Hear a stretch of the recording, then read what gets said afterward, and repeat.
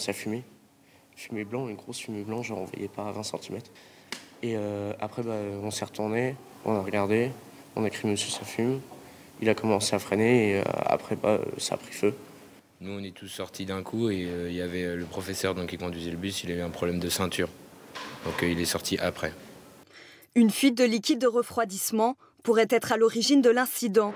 Pourtant, ce bus scolaire avait passé un contrôle technique il y a 2 semaines. Le chauffeur a immédiatement évacué les élèves et prévenu l'établissement. Notre première préoccupation a été de s'assurer que les élèves étaient en sécurité, ensuite d'organiser rapidement leur rapatriement pour pouvoir les ramener dans des conditions plus confortables. Donc on leur avait gardé à manger, évidemment, sachant que la majorité des élèves sont internes. Quelques heures après l'accident, l'établissement tente de se mobiliser. C'est l'infirmière du lycée agricole de Montmorency. Je vous appelle pour vous informer de ce qui est fait au niveau de l'établissement auprès des jeunes par rapport à l'accident. Premier coup de fil aux familles pour les informer qu'une cellule psychologique a été mise en place. Psychiatres, infirmiers et psychologues sont à disposition des élèves pour éviter les traumatismes.